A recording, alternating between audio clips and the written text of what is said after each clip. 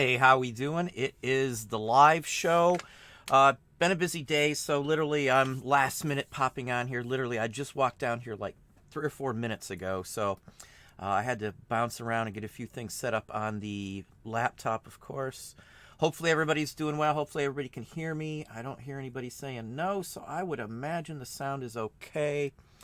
You never know, though. Sometimes things do change with updates. If you don't know, Tuesday night's usually a Windows update for most people. We already got quite a few people in the house. Um, Talk a little bit about the topic here. I get a lot of emails and comments and questions from people on, not going to garage sales and thrift stores and things like that. I love going to those places. I just wanted to stress that out here because people think that I just don't like doing that kind of stuff. I get a lot of comments on that, and it has nothing to do with that. It has to do with around here our savers are closed. They're already down, totally closed down. Goodwill sends their stuff off, or they pull it for auctions and things like that, because they do have a local live auction or a local auction here from the Goodwill online auction, just like all the other ones do, or most of the bigger ones do. The Salvation Army does something similar around here. And all that's left is some mom and pa ones that really aren't that good. If someone around here is surviving on the thrift stores, they're barely making it because there's just not enough stuff within, say, a 50-mile radius of Toledo itself, anyway, which is the biggest town near where I'm at. So you don't have the opportunity to source at places like that. And garage sales around here are so hit or miss. I didn't go out of my way to say, hey, let's avoid garage sales or anything like that. It just came to a point where, for me, I've got the money. I don't care if stuff sits. So I'm able to, think outside the box, and I've gotten other ways to get revenue coming in and other ways to find merchandise from bigger sources. So instead of trying to fight to go to a thrift store and get 5, 6, 7, 8 items, maybe that might get me $100, $150 if I'm lucky. You get those once in a while hauls that you get some really good stuff in it. But around here, it was so slim.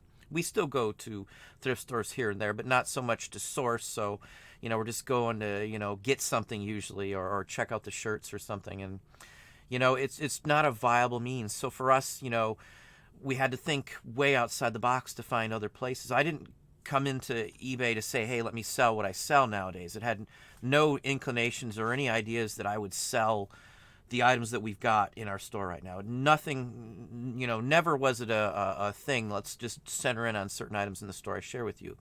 We do other stuff wholesale, and we've got our own art lines and stuff like that. So I'm not just boxed into one little area. But again, this is just where it's led us. If you can get something that routinely sells, as opposed to taking random chances on something, it's the best thing you should do, in all honesty. I mean, that's thinking smarter as opposed to working harder. I do work a lot of hours, but that's, I want to do that because I want to step it up as much as I can, while I'm somewhat younger and before things get, up in age and stuff. So, there's a lot more to just going out and sourcing. You can only go so far from a thrift store. I mean, you're going to hit a wall. I can pretty much tell you. I don't know anybody who has gotten to a level in my range on YouTube. And there's tons of people on YouTube who, make probably what we do, some that make more, a bunch that make less. But the point is that to get to these levels, they're not just doing thrift stores and garage sales. They've got to think outside the box, and they're doing all kinds of other things to get their business going. Wholesale, most people step up on, RA, of course, RA, retail arbitrage. If you're new and you don't know what that is, it's just basically going to shops and looking for product that you can get really cheap and then turn around and sell online for way more money. Now, we do that. I'm not saying that's not a bad model, but again, it depends on your time and your ability. Driving around is just the cost of doing business. So no matter what you're doing, most people have to drive around. For me, some of the smarter money, though, has been me sitting at home and making phone calls, checking websites out, and getting deals going that way. It's giving up the excitement and thrill sometimes of finding stuff in a store or finding that buried treasure out at a garage sale, which I love doing. It's always a thrill. But, I've replaced it with something that's also a thrill, is scoring a whole bunch of the same item on a wholesale deal, finding a killer cutthroat rate, on a product that you're gated in, or that you could flip on eBay. Either or. Many of the items that we sell, we could sell on eBay just the same. They wouldn't sell for quite as much, but it would still be a viable market if I had no Amazon option. So there's more to it. I would just say that's thinking smarter. And I'm not saying if you're not doing this, you're not thinking smart at all. It depends on your level of where you're at, I guess I should say. If you're not at a level where you can let stuff ride in your store, you're not at a point where you can do this. I couldn't do it. It's taken us, we're on 8 years now, full time, 20 plus years of total eBay time. So, 8 full years to get to this point, which has just happened in the last almost 2 years or so, where things started to really branch out since we did Amazon and, Etsy and all these other things.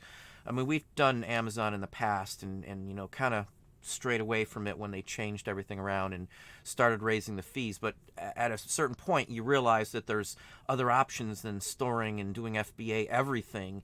Obviously, FBA is still a good option, but there's going to be some changes coming down the line. We already know that. They've got some issues. Amazon's admitted with some of the other issues going on with like the counterfeit goods and stuff. So, there's letters going around. I just saw another YouTuber talking about people telling him, they're getting gated on stuff they've been ungated in for a long time. So, I mean, I know there's stuff going around with eBay and Amazon in general. And if eBay's still running in the same direction they're doing, you're going to have gating issues on eBay. I just don't see another way that they could mimic Amazon without gating, and with Walmart, you've got to be cleared to sell items and things like that. It's a long process just to get, on Walmart just to begin with. So anyway, it's smartness. I still do work hard, but you have to, find ways to get more product quicker and cheaper, I guess is the bottom line. And it is your bottom line you're really worried about. My bottom line runs what I do. So if I'm not making a margin or not making enough if I'm out all day sourcing at thrift stores and garage sales, you're not doing enough a day, you're not bringing in enough to list, or whatever the case may be, you're going to have to do something else. I know a lot of people tell me, I'm having a hard time sourcing, my hard time doing this. You're obviously not in a point where, it's going to be a full-fledged income for you. Obviously, anybody can get there, but, and I'm not trying to discourage anybody. It's just the point that everybody has a different level of where they're at. So smartness at my level is one thing versus smartness when I first started, because I made a ton of mistakes. I lost a lot of money. I made bad deals. I didn't describe things properly, 20 plus years ago. We went through the whole gamut of that, and you learn. So you get smarter every single sale you do and every single item you get. That's how you grow your business. I mean, it's thinking outside the box and thinking of a better way to get stuff. Like, people ask me, this all relates to, I get a lot of questions on how do you get a picker. And I don't know how many times there's probably 100 different people that have asked that exact same question, probably in the last 2 months alone. So, and I'm not trying to beef up myself at all, and I get people saying that too, but this is just the facts. I didn't ask to do this. This isn't what we looked to do. I had no idea what we were going to sell full-time on eBay when we started, other than we realized clothing was easy to get and books were easy to get, and no one was doing books in our area. That's the only reason we're into this whole market. I used to flip antiques and stuff for extra sideline, but never ever in my wildest dreams did I think it ever could turn into a full-time income. And, that's the truth. That's the honest to God truth. Never ever in my life thought you could do this full time. All this time, even when people used to, talk about eBay this, eBay that, people used to make fun of us and, ridicule us. It's not a real job. You're never going to get anywhere with that. It's just a fly by night, which obviously totally wrong, because the whole industry of everything's going online. You can buy anything online. You can buy a car online and have it delivered to your front door. And we've seen it. They've got carousels of cars that are like 9 stories tall. I think Columbus, Ohio has one of those. I can't remember the name of it, but it's just an example. And you can get them from anywhere in the country, shipped of any different variety of anything. So, the market's moved, and we've moved with it, I guess, is the point of that comment there. We've stayed up. We've learned every time something goes on, we learn from it. And I know people say I get into too much technical aspect of it, but that's the only way I've been able to stay relevant with what we sell. I morphed from selling clothing, books, to antiques, collectibles, wholesale, and RA. We don't even do basically the book quantity anywhere near what we used to do. I don't do clothing at all. So, I gave up stuff that was, at one point was easy to get. Books you can still get, but, it's a lot harder game. And I'm into something that I don't have to go out and drive from place to place anymore. Obviously, I lost the thrill of finding it, but then, as I've said, I've got the other thrill of working out a deal that, is incredible, and then, that's going to net us thousands of dollars all at one time. If you're on the phone for, an hour, you've made 10, 15 calls, or you're driving around for 2 or 3 hours, at the end of the day, if my deal goes through for a product or whatever the case may be, it could be $8,000-$10,000 in profit in a very short period of time for just me sitting there contacting people, emailing them, text messaging people, and things like that. That's thinking smarter. Just like if I'm going out somewhere, I never ever just go out and just take a drive there. I always plot out where I'm going, and if there's anything else around there, I always try to kill as many birds with one stone as I can. And I, just like I talk about people, you write down stuff when you go to like sales. I do go to church sales still, and flea markets and things like that, like the once a month flea market and things along that line. I've branched out to niche markets. And you're going to meet people this way too. Again, part of my pickers do some of these same type of things that, I go to these same places. I know some in the niche markets and things like that too. So, it's thinking smarter and, branching out from what you know to items that maybe you don't know very well. I mean, you're going to have a learning curve. If you get complacent in whatever you're selling, like clothing has died for you. And again, I'm not trying to pick on clothing. This is the one I usually get the most comments saying, clothing's dead, clothing's dead. Some people are fine in clothing. I can promise you, like folks in California, I hear constantly, the majority have no issues still finding clothing. But, for most people in the East or the Midwest or even down South, you can't go to a thrift store and find clothing. I know nowhere in the Gulf can you, because we were there and just spent, almost a week driving around to places and couldn't find really anything after the hurricanes and all. So, it depends on where you're at as well. But, if you're stuck in an area that's not making you money, you're going to have to think a little smarter about that and realize that, hey, maybe that's not the best thing, or I need to branch out. If 100% of your inventory is clothing and your sales have dropped, down 50%, and it's staggering down, you're not branching out to other sites, the only other thing you can do is diversify and dropping down to, say, 80% clothing and 20% of something else. It doesn't have to be all the same thing. It could be random items. People ask, how did you get to full-time status with stuff? I just started getting new stuff. I just started getting stuff that, I could look up in the store. I've got some basic knowledge on a lot of stuff antique-wise, so, at least I could do that. Thrift stores are going to dry up in some areas. Other areas are going to boom all the time. It's just depending where you live. And as I said, in this area, there aren't any real good thrift stores.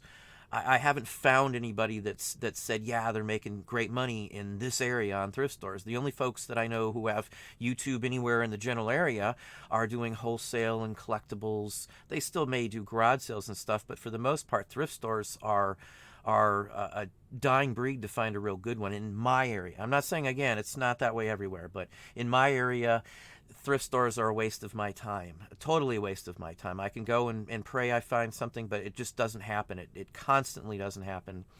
And we've went out. We do once a month or twice a month. I might just get to one for a few minutes here, a few minutes there, and kind of just see if anything's going on. Again, I don't have as many choices as I used to, because probably, I can tell you for sure, there used to be 5 more in this general area, and 5 more decent-sized ones, Saver size or better, and they're all gone. All the bigger ones. All I got is a Goodwill within a short driving distance and a Salvation Army, and they're not really that good. So, that's just what I have to work with. So I've worked smarter on the aspect of spending the time researching everything. Again, it goes down to research. You're researching your items. I'm researching my items and sale prices for things online or via phone. When I'm calling somebody or dealing with somebody, or, like gold, for an example, like you guys saw the video on me going to the jewelers, something like that. He's the best one in town. He's proven it for years. He's the best price. I even, recently checked on his prices, and he's still the top. You know, you call 10, 15 people. People might only call one or two and give up.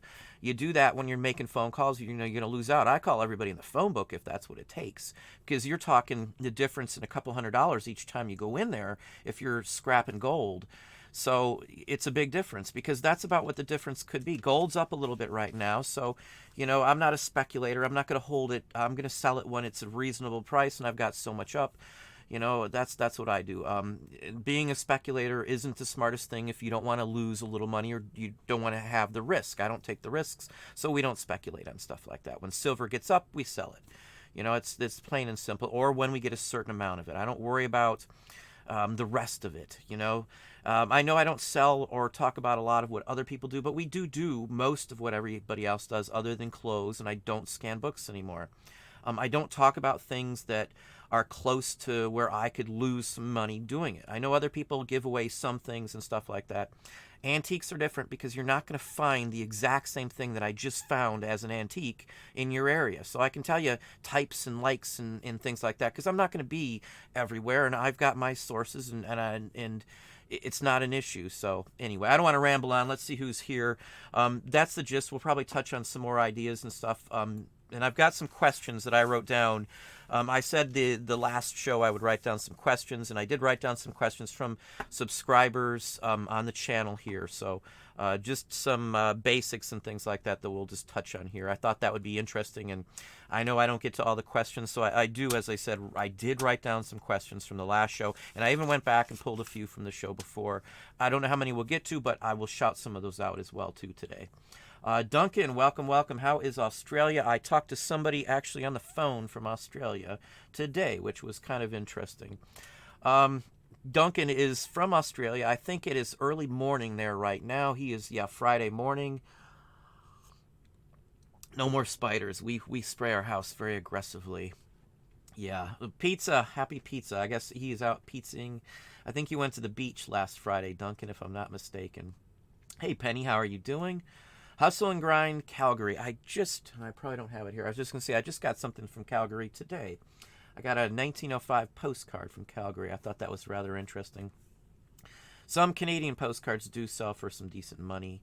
Been to Canada, so I have no problems with Canada. We're going sourcing in Canada, maybe either at the end of this year or the beginning of next year, just for the heck of it, just to have some fun. We're gonna probably take our kids to Niagara Falls. I've been there before, but it'd be nice to go as a family too. So, my great finds for you. How are you doing?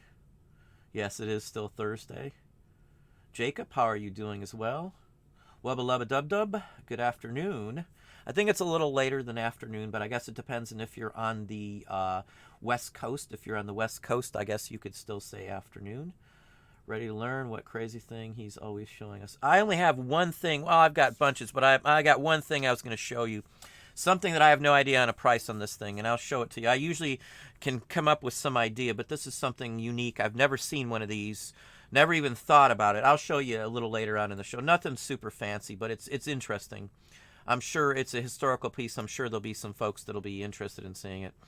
What are sales? Hey, how are you doing? DJ Picker. Is that a Dollar General picker, I would imagine, maybe? There are, like Scott and Shane and those guys, too, do talk about dollar. Steve does as well, the dollar store pickups and things like that. I don't mess with those.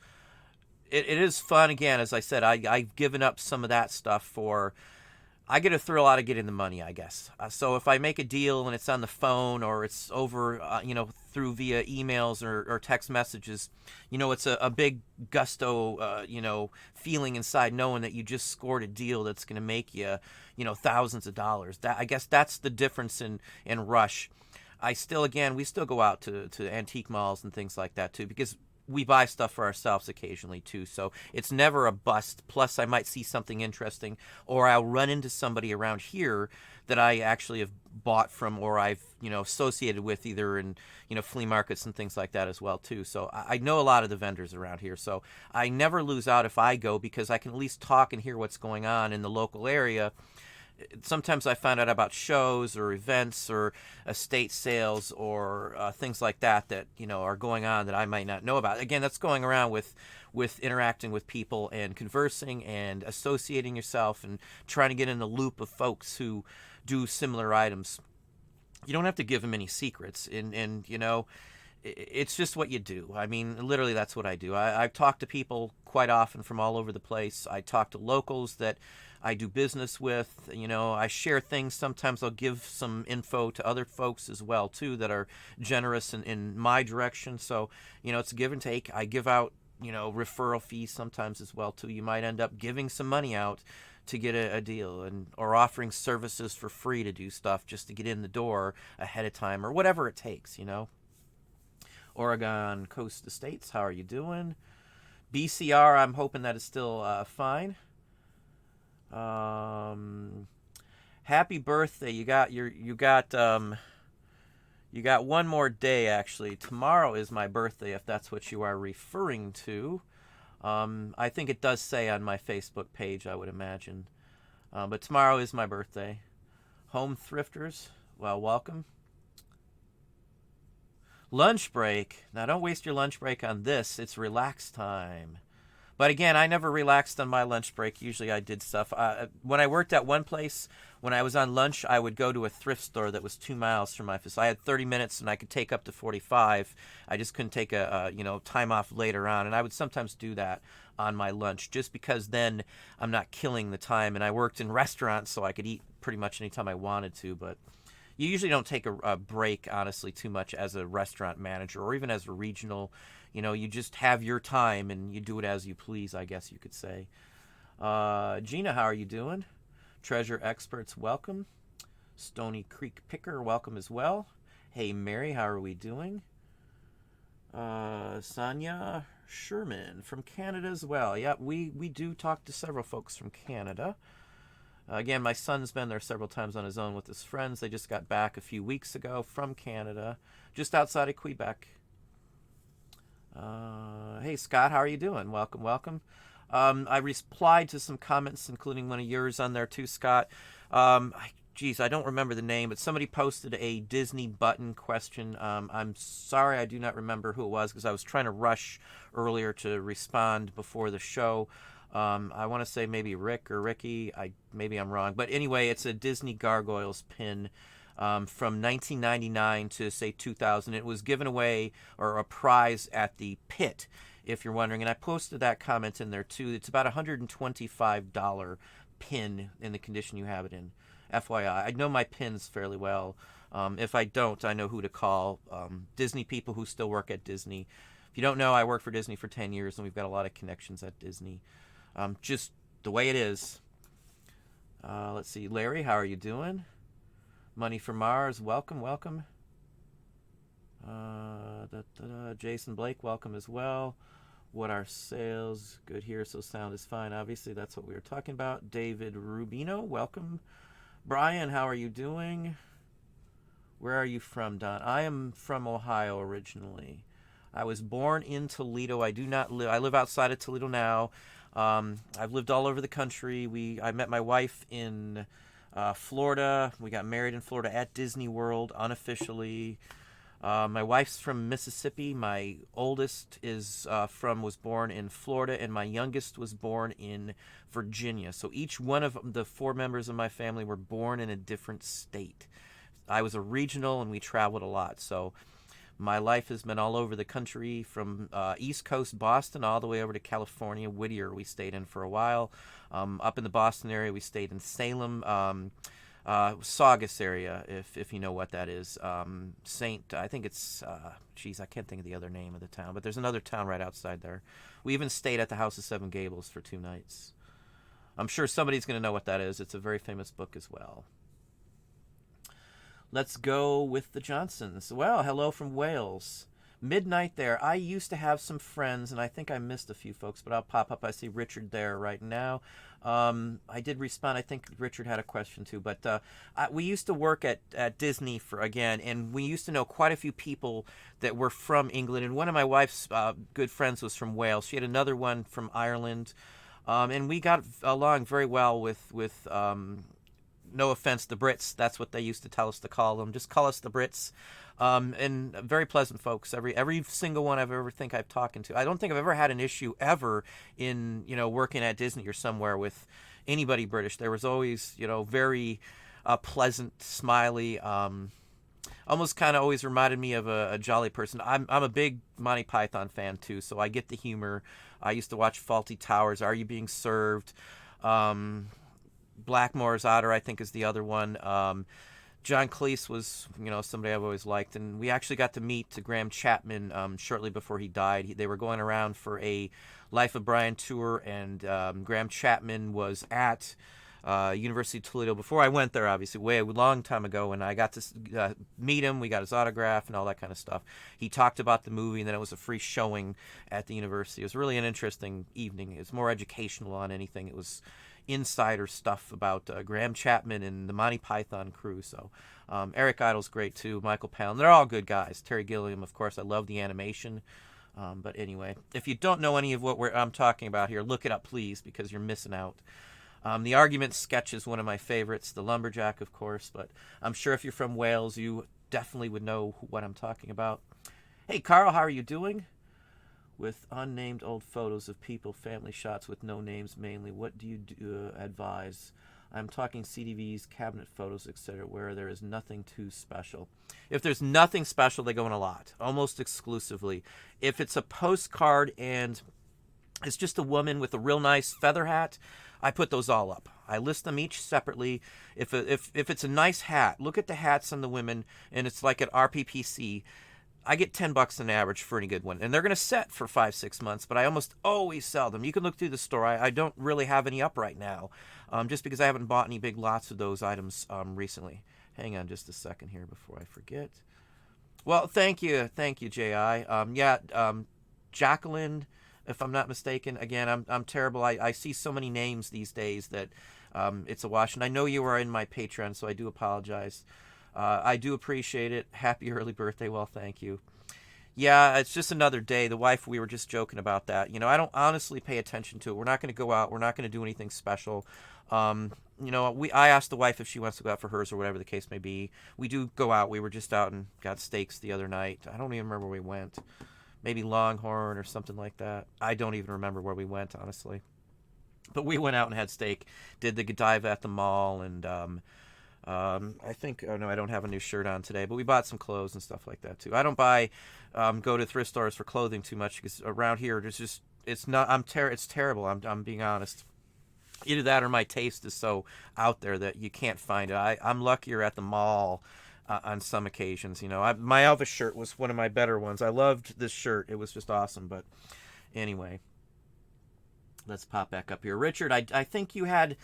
It might be, there's two Richards, I know, I think there's actually three Richards in the group, but I did respond to two folks. Everybody who has a comment up to an hour and a half ago, I've commented on in Patreon, just FYI. Hey, James Murray, how are you doing as well? Didn't mean to miss you.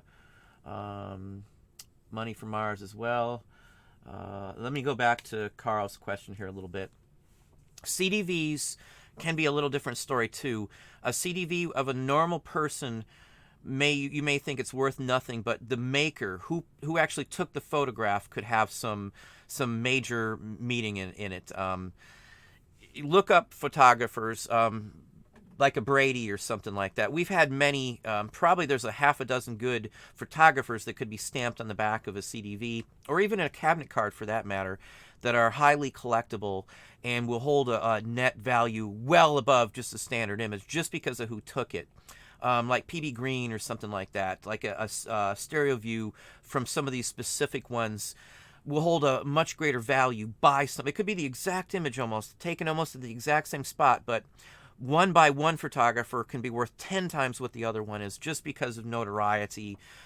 Brady was a big Civil War when he took Lincoln's photo. He was at, I think, Antietam. I think he took some photos. There's photos of dead Confederate soldiers laying on the ground. Those are Brady's as well. There's a book just on Brady. It's like this thick. It's huge. It's a big monster book. I have it over on the shelf somewhere too, but... Photos by specifics are good.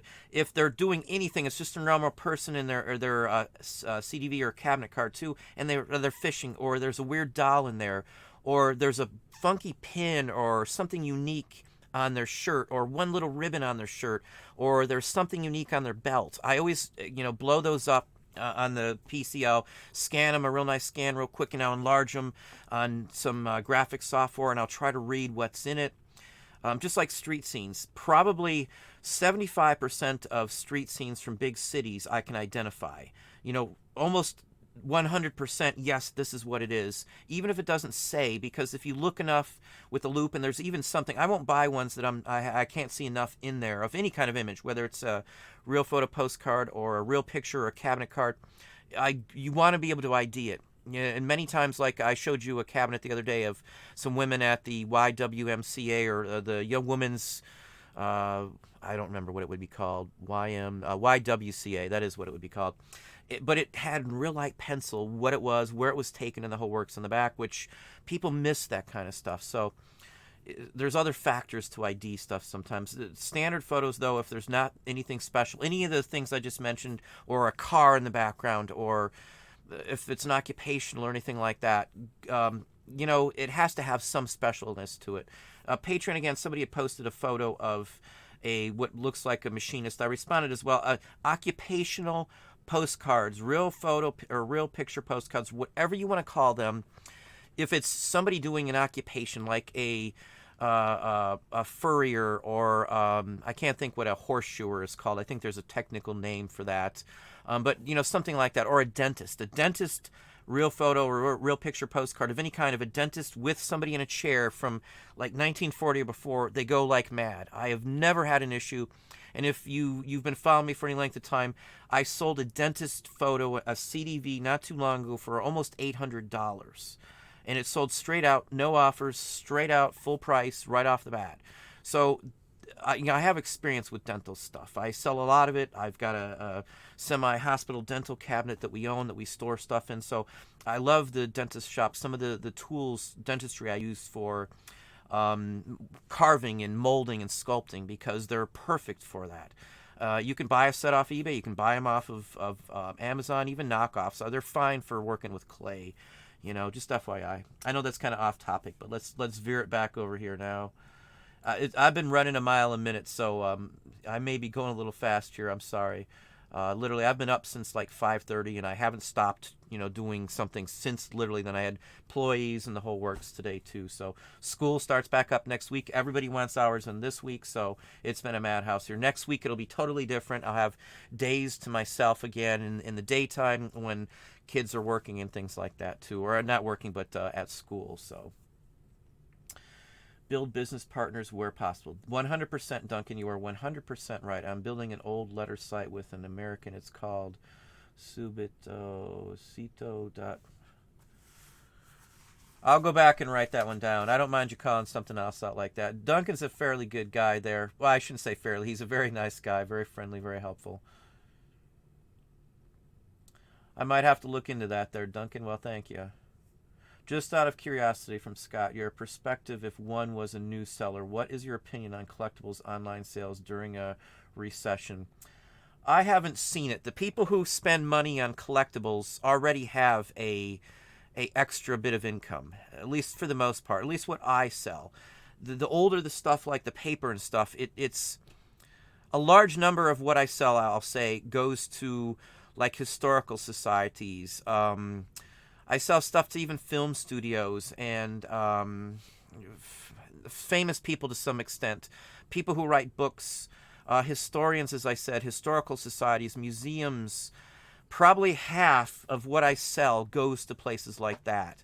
Unless budgets are cut, I'm not going to worry too much about that. And the other percentages are people who are real solid buffs on what they buy. Like I just sold today a Hershey, and I can't remember his full name, but it's an 1870s or 80s.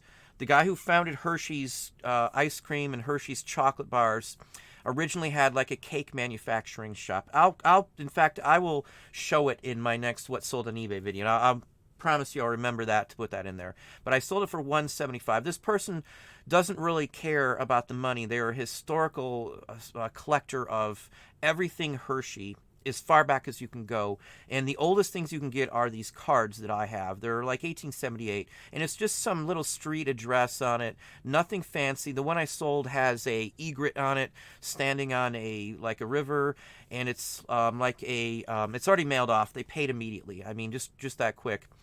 And it's like a bookmark too on top of it. So he's going to come back and buy the rest, and this is expendable income for people on most of these high dollar items. I just sold the Chinese ID last week for $900. This past weekend on Sunday or Saturday night or Sunday, I think it sold for $900. Immediate payment. It's going to somebody who collects in China, who runs some historical preservation thing in China, from the way it sounds. So, I mean, that's the kind of stuff that these higher dollar stuff goes to. We've been steering more and more towards higher dollar items. Again, I'm not like bragging. This isn't some, thing trying to beef myself up. That should be everybody's goal, obviously. If it's not your goal, I don't know what you're doing in the business. Your goal should be to find the best items to turn around to get the most money you can, as long as it's legit, legal, and within your means to afford them. You got to know what you're doing when you're spending a couple $1,000 on something, but the point is that everybody can get to that point. You're going to hit that bottleneck again. As I said, you're going to hit to a point where you can't make any more money because there's only so many thrift items you can get, and there's only so many garage sales. And for those of you up here in the northern areas and colder areas, there's no more garage sales in the winter, so you're stuck with whatever state your thrift stores are in. So if you're living off of garage sales, this is your first season, and you've just started in thinking it's doing great. Summer is going to be done in your area if it's northern, and you're going to have issues trying to source again. So you should always look ahead. That's why I say I write everything down, keep notes, track what's going on, look ahead. I mean, too many people are just living in the moment, and it's great right this second, but they're not thinking or setting money aside if it's slow to pay your bills. Don't quit your day job until you're 100% safe. You have at least 2 months worth of money in the bank to cover something if it happens. I can't stress that enough for anybody who has kids. I have kids. We suffered and struggled after college because I couldn't get a job without moving, and we refused to move after being a regional and moving all over the country all the time. That's why I said every person in my family, my wife, me, and both kids were each born in a different state, if that tells you how much we're from all over the place and moved around. So in different states. Again, that's not a brag. That's not something to be proud of. It's just the way it is. It's not anything like that. It's just life. So anyway, let me see here. Scott was the last one. I'm not worried, Scott, if that tells you. I've got so many other things. All my baskets aren't in collectibles. I'm not centered in on eBay anymore. I'm centered in on branching out everything everywhere else I can get it, including our own site. Once eBay started doing the changes, I'm not giving up on eBay, and eBay is still the best platform for selling a large majority of what we sell, but they're not the only fish in the sea. There's other practical ways to make money. Another easy way without buying new items is to put them on multiple sites, so you're getting double or triple the exposure to the same items. If you do a third-party app, you don't have to worry about pulling the items down. They're automatically pulled down. You can go about with your business and not worry about any of the logistical aspect of inventory with a third-party app. I know people like VAs, which is basically the same thing. Instead of a third-party app, it's a third-party employee, basically. Same principle. I don't do VAs, just personal opinion, personal preference. I'm the old school. I worked with people in person, and I would rather do that. More trust, respect. They see that you know what you're doing. It just, for me, that's just my thing. No disrespect to anybody who does VAs or anything like that. There's nothing wrong with that at all. Let me pop back where we're at. Hey, Meredithy. Yeah, we don't want anybody having to lack sleep. Carolina Pix, how are you doing? Up at 6, won't be able to stop for long. Cool surname, by the way. Yeah, I get you there. Let's pop on down.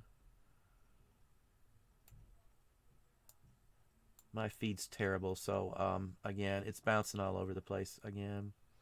My great finds for you. Well, thank you very kindly for this $2 super chat. I really appreciate that.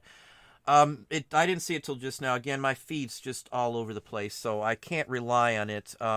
We are working on it, and as you saw, we did use Stream. I can't think what the name of the stream service we used the other night with Dom on the show. But that works. I may end up, digging more into something like that so we can have better response, because I could see it on the last show. I could see stuff like that popping up on the secondary service, but it wasn't showing up on my top chat list over here on my feed, which is where it should show up. And Carolina Picks, thank you as well for the $2 super chat. Boy, this thing is way off. Sorry, folks. As I said, our reception, I guess maybe it's reception or something, but the feed just bounces all over there. Let me pop back to where we were, because obviously it's bounced way overboard. Forget clothing, sell 100% vintage paper, old letters, old documents, old stamps. They sell all year round. Yeah, stamps, when you get into high dollar stamps or high dollar coins or high dollar paper items like colonial paper and like things like that, there is almost no end to the pocketbooks of the people that are buying those. And I'm saying this with 100% belief that that is the case. The stamp collections that these people are buying, these pieces that they want, they may have millions into them. And there's a lot of people who have that sort. Queen Victoria was a stamp collector, and that is one of the biggest collections in the world, if I'm not mistaken. Higher end collectors collect stuff like that, even in the baseball field or something like that. Sports collectors, if you get an autograph and it's the right thing, it doesn't matter when it is. Even if there's a recession, those items could still sell at a major auction like Sotheby's or something like that, or Heritage, for top dollar or even over, and make records even during a recession. Those folks don't have the same concerns like you or I would have. They're not even living in the same world we are. To them, they don't cook, they don't go to a store. These are the stuff like that, like Duncan sells, and stuff that we sell similar items like that too. I think Duncan sells much higher items in the paper because I don't have as good as sourcing as he does on those. But the point of it is that these are high-end collectors. This would be like selling a Thai cob every day of the week if you could find it. There's enough people out there that would buy them. It's just the way it is. There's people like the what's it called, the T11 or something, T110 or something, the early baseball series. I can't think of the number on it. I'm not a big baseball buff. I get them occasionally, but I mean some of those, like Wayne Gretzky I brought up the other day. He spent $2 million on one of those, and it didn't matter when he bought it. He was going to buy it no matter what. So a lot of the paper items are in that same category to people. Probably a large chunk, maybe 10-15% of some of the items I sell, I'm only selling as well to people because of talking about Johnson up here, just because of a specific last name. I don't know how many times that I'll sell something and I won't, think about it, and then I'll be writing out or filling out, the envelopes, the poly bags, and it'll be the same last name as the name on the item that I'm mailing out.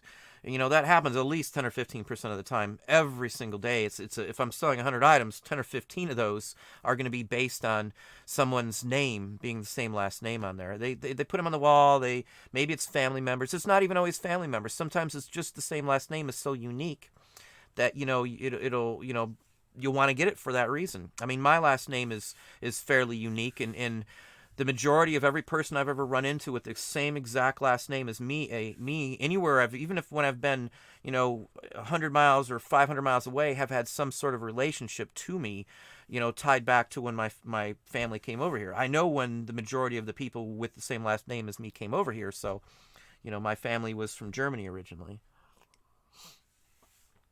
But anyway, let's see where we at. Caroline picks drifting at Goodwill is so hit and miss. I see at least 10 people looking up comps every time I go in. I get you there. I got the thrifting part. That is 100% true. We were even out in Columbus and some little out-of-the-way towns and stuff, hitting some... Again, we hit like 60-plus stops on a trip a couple weeks back. Even some of the little mom and pop ones, I'm like, there's no way someone's looking stuff up in this out of the way, hole in the wall. But sure enough, we saw people in a couple of them even looking stuff up out in the middle of nowhere. Maybe they're doing something like we were doing, just traveling around and seeing what they can find. So, and that's pretty much anywhere in this area. In my town here, I can't go anywhere without running into somebody scanning. there's a few places that people, discard as not good places to source. Sometimes in those kind of places, like there's some flea markets around here that, have been around for years and people just blow them off as, they almost never get something new. I'm lucky enough to be able to go in there and occasionally, and I almost always find at least some little tidbit that's hidden here or hidden there. Maybe it was even there the last time I was there and I just missed it. So I never get skunked anymore these days, even because we've got such a broad range of items. And again, that's another key thing. If you're only centering in on clothing and a few items, without broadening your reach, you're missing out. I've touched on this a lot lately, and I've been trying to hit up on, start-ins and stuff like this. You've got to start with somewhere in some other field. If you see a lot of one item, like a bunch of toys or whatever else, and you're not into toys, I would suggest starting to look them up so you can branch out. You're going to come a day when, who knows what's going to happen. Maybe thrift stores might die off totally. We know they scan. We know they've raised the prices. We know they auction. They send them to higher end facilities or something like the upscale Goodwills and things like that. They've all caught on. It's almost cheaper. And I touched on this. You can make money at the mall these days. So I actually do purchases at the mall occasionally where I can flip stuff. Before I get out to the car, you looked it up or I've already listed it in the mall. And as we're walking out to the car, I can have it listed or add quantity or something along that line, depending on what type of item it is. There's money to be made pretty much anywhere, in all honesty, if you know what to look for. The mall is pretty tough, but, we go to buy stuff that we're going to wear, use, or, dinner, or whatever the case may be. So for us, we're just having a good old time. And I have certain places that we always can make at least something on. Usually if we go out, we pay for our dinner or pay for our time or pay for what we buy at the mall through stuff that we purchase at the mall to turn around and reflip. There's plenty of stops. You can RA in the mall. Most malls have a GameStop, and if you don't know, you can RA at GameStop and still make some money. It's not going to be a fortune for everything you find at a GameStop, but there's enough at a GameStop to make good money, especially at certain times of the year when they're clearing stuff off. FYI. I'm sure a lot of people may not think about that, but I definitely do. Yeah, drifting at Goodwill. Yeah, back in the day, I know I've seen a few drifting movies, obviously, in my time. Back in the day, I'll give you one story, and then we'll go on to some more comments here. But in the snow, in the winter up here, we used to do donuts in parking lots at the place is closed, so I can tell you this. But we were doing donuts, and I was driving, and we hit a real big patch of ice, and I actually cracked a hole into Montgomery Ward's building at the mall, which doesn't exist anymore, by hitting it with my car at God knows how fast we were going, but that was my youth. That was when I wasn't the best type of person. But, we all grow up. We don't do stupid stuff anymore. But, I put a hole in a wall of a building from not really drifting, but same kind of thing. Don't think undue of me. My father just passed and we were just blowing some steam. But anyway, let's pop on up here. Wubba lubba dub dub. Vast binder from Star Trek. I don't know who that is. I won't take any offense, but don't know who it is. I can't think of that at all. Caprice Parks, welcome. Let me pop on down. Trader Jack's, good evening as well. Welcome. Hey, Nancy, how are you doing as well? Mogo on the Go. Most interesting. Most interesting name as well. I don't know if that is a reference to maybe some anime or something. Michelle with 1L, how are you doing? Yeah, hit the like. I always forget to say that I've got well over 100 folks and we only got 38 likes. If you don't like it, obviously that's a different story, but hopefully you're at least enjoying the conversation. Where are we? Age, please. Carolina Picks. Are you serious? Age. I'll be 50. That'll be 50 tomorrow. So, just FYI. It's not a big secret in my book. My dog's down here, so my nose is already itching. Well, thank you, Mogo. Greg Rapp, how are you doing? Well, I thank you very kindly about that comment, Greg.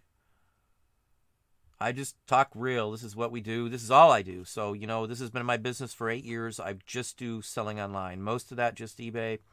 Been in eBay since eBay was called eBay. So I do like eBay. I'm just trying to cover myself, and we cover the bases. So we're not just relying on eBay at all. We're on nine platforms we make money on right now. 9 different platforms. Well, thank you as well, Mary. Thank you as well, Michelle. Don, if you list all your 1 million bits of vintage paper at $15 each, you could retire with 10 million bucks. Me and the wife were talking about, even if we listed them all for $1, I'd never do a 99-cent auction, but if we listed everything for $1 and we're fine with mailing it all out, we would be well off. Obviously, I would never do that. I'm almost glad that it's coming towards the winter again, only because then I'm not going to be forced to pick up stuff just to hold on to pickers and stuff like that. Because I'm bulk packed with inventory. I've got a storage locker that I haven't even emptied. I got about 50 boxes sitting here, and this is from months ago. I've kept talking about doing it, and we're trying to put. I got a gnat when the wife opened the door up early, but we were talking about doing a couple videos. Maybe the wife will help me, and we'll do something like the records. When we brought the 8,000 plus records, we'll sorry folks, but we'll put a video together and open up some of the storage locker boxes. I've got boxes here that I've had in storage even since the 90s. So, and there's a comic book box that I've pulled out that I still haven't touched yet, but I put some stuff away back in like 92 or 93, right after I met the wife, and we had it in storage. It's been in storage ever since, honestly. Where are we? Thank you, Greg, as well. Have I ever sourced in Florida? 100%. I used to set up as a vendor at Mount Dora. We used to do Reningers, the whole works. Let me get the camera view back on. It looks a little blurry on my end. Hopefully that helped it. But yeah, I sourced in Florida all the time. Mount Dora, Reningers, those are always good. There used to be a real nice one in Claremont, just a little tiny, like almost a crafter shop that I don't know how much money we made there, but there'd be just a couple little vendors in there. We bought a bunch of scrap gold and all kinds of stuff like that. It just really raked out in Florida. We did very well. We used to find 78 records like mad. We used to source all the way up to Tarpon Springs on the west Gulf Coast area, and then all the way up, and we do Daytona A1A quite often as well, too. Orange Avenue in Orlando used to have some real good shops. In fact, my wife has a Japanese no-no dancer mask from like the 1800s, I think maybe it's even 1700s, if I'm not mistaken. But we bought that on Orange Avenue. We actually had to make payments on this thing back in the day. It's a big, huge cast iron official Japanese theater mask that she has. It weighs like 50 pounds. Maybe not that much, but it's a massive, heavy, substantial piece. I think I've shown it in a mask video even once before. Hang on a second here. Well, Hauptmann, thank you very kindly. I appreciate that, Hauptmann. Very, very kindly. I got some military items here too, but there's a few I wasn't going to show. I've got some China photos that probably wouldn't want to show in a video, but I do buy some items that most people may think might be off or a little touchy subjects, but it's life. They're taken by U.S. soldiers and things like that too. So thank you very much, Hauptmann. I do appreciate that. Let me show out one item here. This one I can't find a price, and in all of my experience, I've never even realized that they made something like this. Now let me switch to another screen so I can see if you can see it okay. Now this is a certificate, and it says paid in full on the back in 1932. This was a donation, which would be like $25 now, to help carve Mount Rushmore out. Now, I know the government funded most of it, and I didn't realize that they took script notices like this, but this is actually off of like a pad, perforated pad, and it's literally a donation from a specific person. This person who this donated this owned the Cotton Hotel in Houston, Texas, mind you, and their family is well-to-do. They go way back apparently too, but rather interesting piece. Really unique item here. I have no idea what the price this at. It may just be something worth $20 or $30, or it may be some priceless piece that a museum may want that might go for a couple hundred. I don't know yet. This is one of those items that you're going to see this sitting aside for a very long time, and it actually has a representation of what it will look like like lightly printed in the background, like on a secondary color, which was kind of interesting. At least I thought it was. Either that or it's maybe hand drawn. I don't know. It's hard to say. Almost looks like it's hand drawn. Either way, I'm going to have this, looked into. I may have this for months before I figure out what to do with it, but I'm sure as heck not going to sell it until I know. I get questions like that. Well, what should I do with this? What should I do with that? Unless you know what it is for sure or have a value, just set it aside. I don't have to sell anything at any given time in my personal business. I know everybody may not have that. When you first start out, and when we first started out, it was let's flip everything to get the money back in so we can spend it again to buy something else to keep this thing rolling. It's the only way you keep rolling your business is to keep buying or keep selling at least. If you've got a ton of inventory like us, we could just sell, and not worry. Come fourth quarter, my labor shifts, because my employees are going to be in school through the day and they're not going to be able to work long hours. It's going to be a couple hours here, a couple hours there. So I don't need to worry about sourcing at all if I don't want to. And then I can list, and, family members that are here all the time can list, and the wife can list. And I do have one employee that's out of school now, so he'll be here too. But we can shift everything over to me not worrying about sourcing as much. And full-fledged slamming listings on. I don't slow down listing during winter. We just change our activity. I don't source as much at all. And, I go. You buy it when it's cheap. I bought this fourth quarter stuff back in November of last year and December of last year. I signed all my deals. I got wholesale or whatever arrangements I needed to do. I did them last year for this fourth quarter. That's what you got to do. I buy for coming up fourth quarter and through, the slow season of flea markets and stuff. I buy through the summer when I can, or I buy at, the local auctions when good stuff comes up. I don't care what it takes to buy the stuff. Because 9 out of 10 times, if you're buying it this time of year, you're paying way less than you would if you're buying it in winter, because there's less items for sale and there's just the same amount of people, so the items go for higher. Stuff does sell occasionally higher in fourth quarter, but with a lot of what we sell, it doesn't matter when I sell it, because again, we're going back to collectors. It's not at all the same market. And I try to get people to break the thought pattern you have when you're dealing with clothing and books and new stuff. Antiques, the whole antique market before the internet was here, was everybody buying a bunch of stuff to turn around and sell to you as an antique. They'd set it in a store. It would set into the store until the right person showed up. They didn't rotate it. It sat there. They might have discounted it after a year or two, but that's the entire market for antiques. Pretty much did that. The stuff sits in the store until someone comes into the store. It's the same aspect we do and the same philosophy we do for our online store. It sets in the store until the right person pops on, because we get more money. I mean, I could sell a bunch more items for a lot less money, but I'm doing more work and I'm making more money now selling them higher. Why would I do that? And I help increase everybody's value when my prices are higher and stuff sells for higher. If everybody's didn't try and lowball everything, not everybody, I know everybody doesn't do that, but if a large chunk of people thought let's increase the value, the whole market could shift higher up. That's how you play the market. It's just the facts. It's supply and demand. If everybody's offering a supply at a certain price, the demand hasn't changed. They'll have to pay the new price for it if that demand is still there. It's just the way I look at it. I look of it like the stock market almost.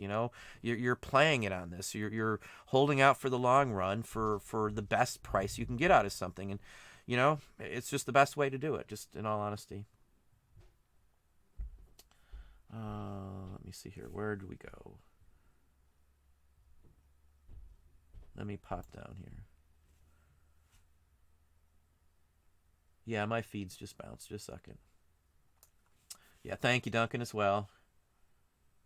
You're 7 months older than me. Oh, my gosh. So you were already 50. You are an old man there, Duncan. Thank you, Jacqueline. I hope I'm saying Jacqueline. I'm sorry about that. It's been a real long day and my brain isn't exactly where. I had to do school stuff as well and trips to the school. My son had shots the other day and we had to get shot records and all kinds of stuff. Welcome, Brian the Oak Brook Picker. How are you doing? You are very welcome. I do not think my kids would want to continue too much. My son likes the antiques and military, but he doesn't like the computer aspect of it mostly. But, you do what you got to do, and, who knows? Who knows?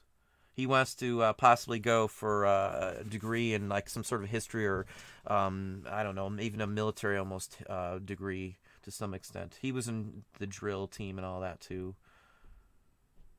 Nobleness D, how are you doing? Yeah, thumbs up if you haven't hit it, if you're enjoying it. Hey, Dom, how are you doing, Dom? Yeah, it has to be smart. Definitely, Dom.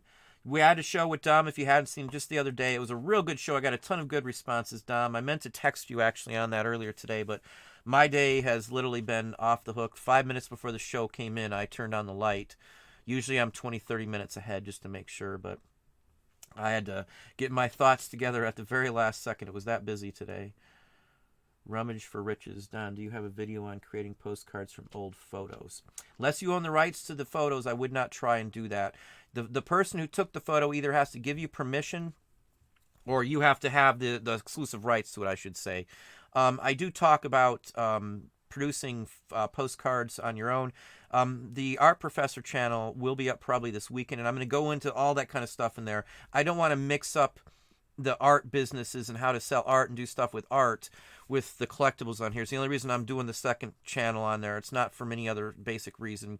I love art. I would do art even if I wasn't making a dime at it. So again, it has nothing to do with a fortune off of, but I figure if we're going to do it, we're doing stuff that I make money off. I will be touching on more on stuff like that because I do work with printers. I do my own designs, and we're going to have a triptych, a 3 postcard set coming out with the frogs and the astronauts coming out real soon here.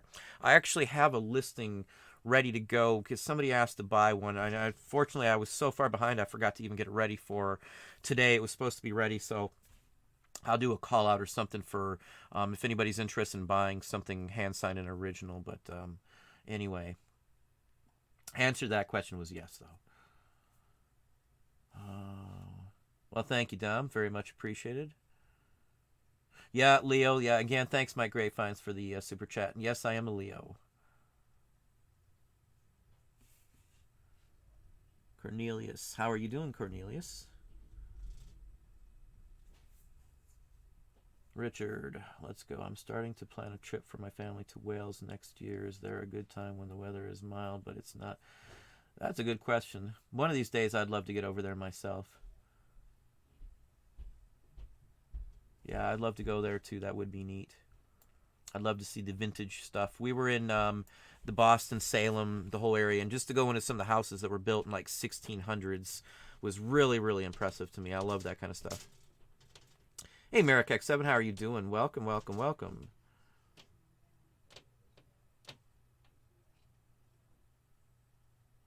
Graham, was your favorite Python? I loved Python when I was a kid.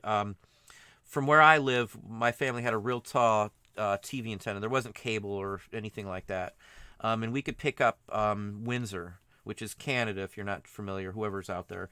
And we could pick up Canada. And Canada, Channel 9 Windsor played the BBC 2, and BBC 2 played Monty Python, I think, every day at like 6 at night here in our time. So I've watched every single episode. I've seen every movie they've done. Some are better than others. Life of Brian's a pretty good one, in all honesty. Meaning of Life's pretty good too, honestly. The Nights That Say Knee, I don't know. I'm not as big a fan on some of that. The rabbit scene was awesome. I like that scene too, and the bridge, crossing the bridge. And anyway, long story short, we won't go into Monty Python too much, but I've always been a big Monty Python fan. We went to one of the Spam-A-Lots too, if you guys know what that is, but. I'm a big Terry Gilliam fan too.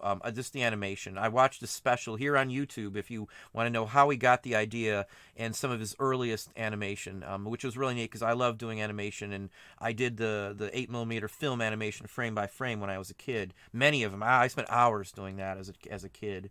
I even got a merit badge. I don't remember what it was titled, but I got some sort of merit badge for doing one of those projects even. Greg loved the Elvis shirt. Yeah, I'm a big fan. I hate to say it, but some of his songs, I know word for word, every word in the song. Like Wearing That Loved On Look is one of my favorites if you don't know that one. Or Rubberneckin's a really good one too. Just FYI. Elvis has got a lot of good songs. My mother was a huge Elvis fan. I missed going to the concert by, a matter of just being a year or two older. My mom didn't want to take a young child. Otherwise, I would have been there. My mom still has the ticket to the show just a few days before he died, in all honesty. So I almost got to go as a small child to see Elvis. Let's see. It's only a flesh wound. Yeah, some of that's okay, I have to say. Some of it was a little bit silly, but for the most part, I liked almost all of it. The series was my favorite. I really loved the series until John Cleese left the show. It kind of dropped after that for me because John Cleese, minister of silly walks. I mean, it was just it's good. I have to say, Bounder of Adventure. I mean, we used to literally sit there and quote some of the lines from it, kind of like a Rocky Horror Picture thing that you do in the theater or something. PBS does do very well, Carolina Picks. And UK, yeah, we've sold like some UK, I think it was Masterpiece Theater or something like that by the BBC, and those went for some really good money. We sold those on Amazon, though. Amazon is the better market for UK DVDs, if you don't know. And if you don't know how to get ungated, I've told you this before, you just got to buy from a wholesaler. Usually if you buy from a wholesaler and get several different companies, different DVDs, they just ungate you in the whole department for DVDs if you didn't know that. We did have to buy some quantity, but we ended up selling it and making some good money anyway. It wasn't super good money, but, we make enough profit. It was worth the ungating process. Let's just put it that way. Welcome, Murray. How are you doing? Yeah, BBC DVDs are good, I have to say. Price, of course. Yeah, Price, of course. There's a Horatio Hornblower series. Now, I think the BBC had something to do with it, and I've called that out before. I want to say it came out in the 90s. It was like a 5-part. The Fire Ship is one of the episodes of it, and I wished I could remember who was in it. I'm almost sure it's a British show, but that's like one of the best renditions of Horatio Hornblower by C.S. Forster that I've ever seen. It's as good as Master and Command, and I don't call out too many movies, but I really love Master and Command. And if you haven't seen that movie, the new Horatio Hornblower series, and I'm almost sure that was a BBC product of some sort, or they funded it or something, but that series is the bomb. It really was. Kind of like the Band of Brothers. If you haven't seen the Band of Brothers, boy, you're just really missing out, because that's like one of the best series, war-related series I've seen, and I like it better than Saving Private Ryan, in all honesty. I think the end's sad in Saving Private Ryan. I know, obviously, that's war, but, the Band of Brothers is my number one. Other than old ones, I like Von Ryan's Express is a bomb, The Great Escape, Kelly's Heroes. Those are like on the top of my 3 all-time war movies. I mean, The Bridge and the River Kwai and stuff like that, or Bridge Too Far, are good, too, especially with Sean Connery in that one, but I do like old war movies. I grew up watching those with my father when I was young. My father was in the military, so just FYI, that's why.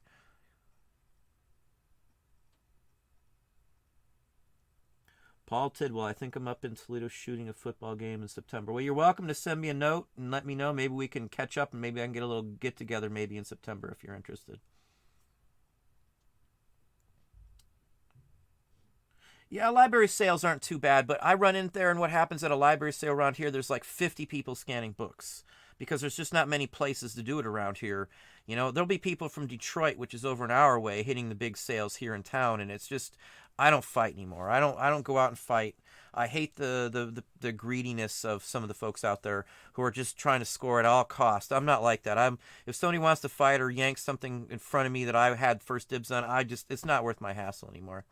There's just too many people that are just, low job people that'll just, undercut people and do all kinds of awful things to get the deal. There was people around here that used to drive to places the day before intentionally, act like they didn't know it was the day before, and weasel their way in to get all the good stuff before the sale even began. And constantly. And it was a couple that used to do it around here, but I have been to library sales, though, so I can say. And there's other things tied to library sales that are worth more than the books there, which I'm not going to go into detail, but we've done better on other things at a library sale. Blew away the books, so I'm just going to tell you that. And there's other ways to get book-related items at other types of sales that most people don't have a clue on. If you think outside the box, there's many things out there. I mean, I don't want to give away any secrets, so anyway, let's move on. 5.5 hours till the alarm, so I better get some sleep. Well, thank you for spending some time with us tonight. Let's go with the Johnsons. I'm assuming you are one of the Johnsons. Dogs and kids. Yes, dogs and kids for sure. Caprice Parks. Oak Harbor, Ohio. I have been to Oak Harbor. I actually picked in there once before, or at least just right outside. There used to be a little antique store, if I'm not mistaken, on like the main road into town. Caprice Parks, Worcester. I've been to Worcester as well, too. I do travel the area.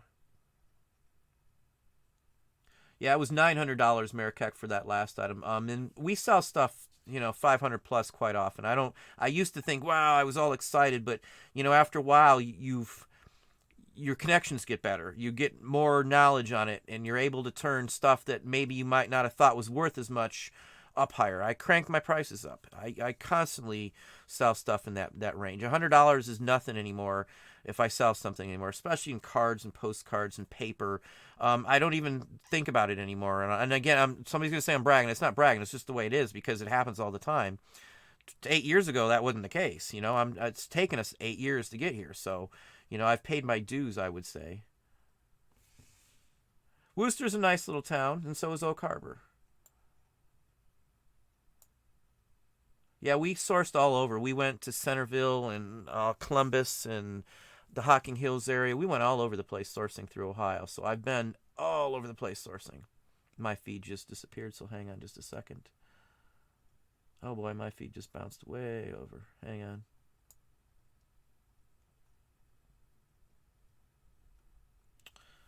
on. Hershey's it was. Now it's the Hershey Company, no S.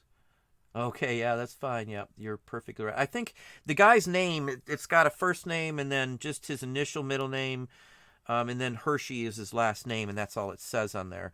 And it literally it has his physical address even on these cards that we got. I got 3 of them, mind you, too.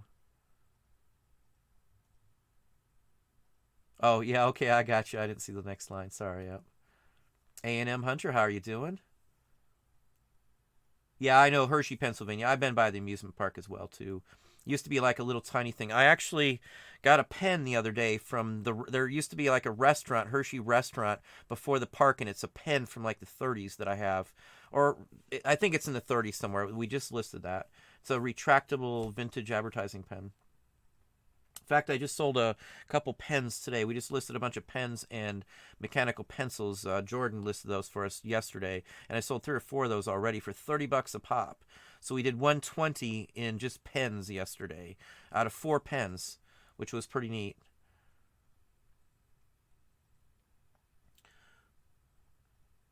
Mopum, Opum. I'm sure I pronounced that wrong. What app would you suggest to manage inventory and list on Amazon and eBay? We use Sellbrite. I'm still not to the point I'm going to say, hey, let's recommend anything. I'm not up on, I don't recommend a lot of apps just because everybody has a different preference. And if it's my preference, it doesn't mean it's going to be practical for somebody else. For me, Sellbrite's the cheapest, the most practical, and offered the most experience. GoDaddy bought Sellbrite after we signed up for Sellbrite. I didn't even know they were going to do it. So that improved my thought on me picking Sellbrite. And we've almost whittled through all the issues with Sellbrite. And as I said, as soon as we roll into October 1st, first week in October, I'll have Sellbrite videos after that. But until I get fourth quarter SEP, I'm not going to spend the time to say, yes, I'm 100% fine with Sellbrite until we have the mass up that we plan on doing. So, but Sellbrite works. The problem with what we're doing is if we use Sellbrite from day one, I wouldn't have to worry about any of this.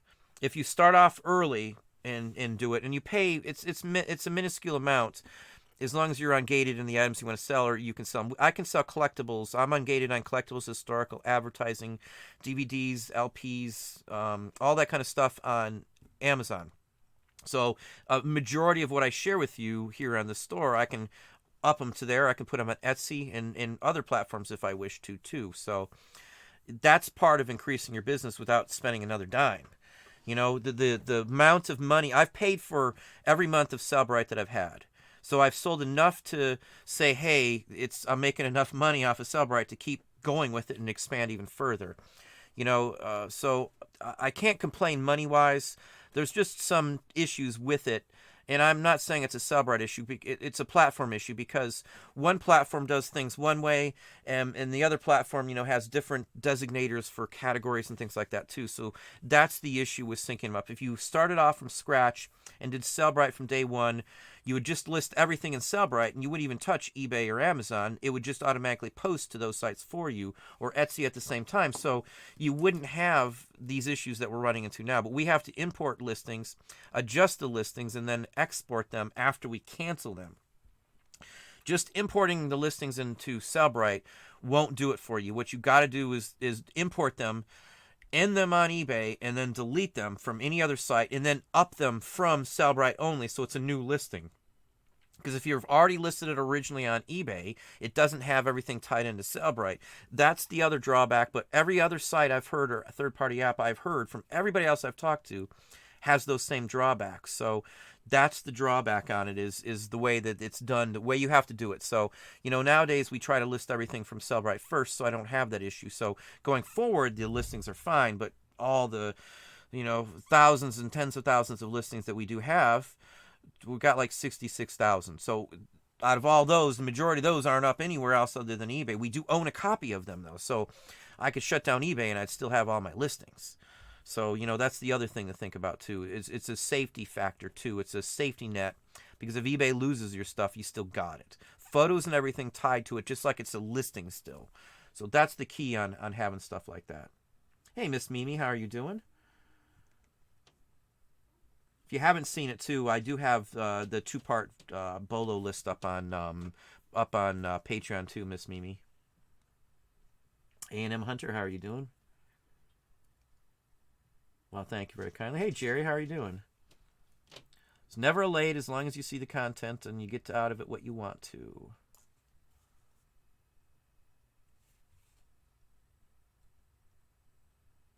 Let's see here. Welcome, MT Picker. How are you doing?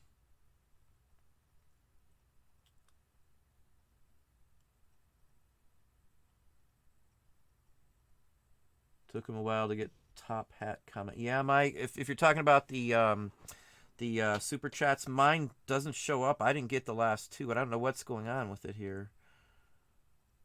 Yeah, I'm just now showing up on Hoptman's. Again, thank you as well, Hoptman. Oh, W.C. Fields reference. That makes sense. I'm sorry. That does make sense now that you say that.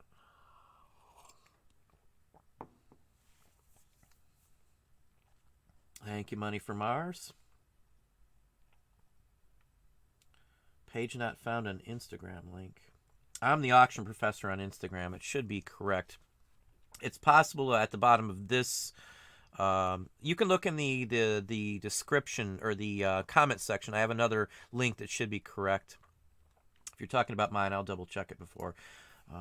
But it's up. I just looked at Instagram just before the show. In fact, I forgot to post out notices that we're going live on anywhere until just now. I thought about it. Jeffrey D, how are you doing? Would I do wholesale with any of that backstock? No. Not interested in selling any of the back stuff. I've sourced enough to hold us over for a very long time. Years. I could just go for years. I'm not even talking about the stamps. But I'm not interested in selling any paper items wholesale. I get several people who have asked that exact same question. I don't sell it in bulk, and I've showed images of how much we have. So for those of you who watch the show for at least a couple months, I've turned the camera around a few times, and you've seen shelves just full of paper. In fact, what I'm looking at right now is 20 feet or so. Yeah, probably close to 20 feet, all the way to the ceiling, just stuffed with paper in front of me. Let me see here. No offense either, Jeffrey, on that. I'm just not. I've sourced it intentionally, and we're building it up. What are sales? I grew up in Orlando. Now I live in Volusia County. I've lived in Volusia. I lived in Flagler for a little while. Flagler Beach. Frida Zamba's shop was just down the street from me, if you know that area at all. My friend lived in his neighbor built houses down there. Stilt houses. He lived on Surf Drive is the street he lived on, and that's I can't think of the name of the area that it was. He worked at the Palm Coast Players Club, one of my friends, and his friend was a professional tennis player even. He was in like the top 500 at one time. From the Palm Coast Players Club. We've seen McEnroe play in Palm Coast, if you know what I'm talking about. I'm sure there's some folks who know the area. Hey, Michelle, how are you doing? Happy birthday. Oh, thank you very kindly. And you turn, you're not supposed to say that now. Yeah, age is just a number. I don't feel like what I thought 50 would feel. I don't feel, I still feel sprite, I guess you would say. I run around, we joke around. I don't feel old. Probably if I had to look at all the gray hair I have, it would be a different story. But anyway. Hey, Steve, how are you doing? Welcome, welcome, Steve. Couple of pickers, welcome. Sold some of my grandfather's mirror to a historian who lives in Iowa. Hang on, I got an arrow over the rest of it. This is from Michelle with one L, who lives in Iowa. My grandfather was stationed at a base there. I did well with that lot. I always say be careful if it's family stuff. Sometimes you may regret it. I sold some stuff a while ago that I wished I would have kept. It was from a distant relative, but you live and you learn. For some folks, it's not a big ordeal. Some things I do like to keep family-wise, though. Picker Paul, how are you doing? Sports cards are semi-huge. It depends on the card. When they dumped, when we used to get into the comic ball cards. When those first came out, you could make a ton of money because I was able to just get out the special inserts out of those, and we just sell the inserts. I'd only buy the pack with them because it used to be an extra card, and you could hold one pack up to the other one, and I could feel the difference with everyone that had a hologram. I did the same thing with the Star Trek holograms. We'd get $50 a card for those back in the day. But after Topps dumped the market with those, the in my opinion, from what I remember, the sports card, because I did mess with sports cards, the inserts anyway. The market's dropped considerably. I don't know what it is right nowadays, but it seems to be like graded cards and things like that, or specialty inserts. The older cards haven't rebounded for the most part, at least the ones that I've seen. I'm not an expert, but I do follow it a little bit because I've got a couple friends who do mess with it. Yeah, I've never watched a video of Gary V's, in all honesty. I know who he is and all, but I've never watched a video of his. Larry Spicer, ancient at over 70. You're only as old as you feel. If you don't feel that old and don't think of it that way, you're not that old in my book. How you doing, Designer Store and more? I spent some time in Denver. I even sourced in Denver once before. Cornelius.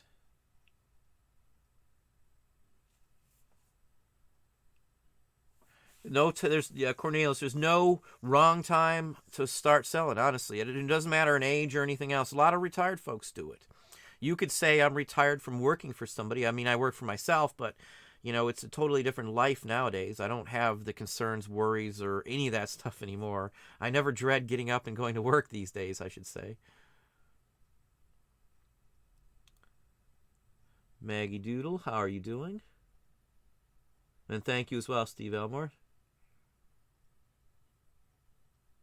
I'm sure Don will appreciate that as well, too. Thank you very kindly.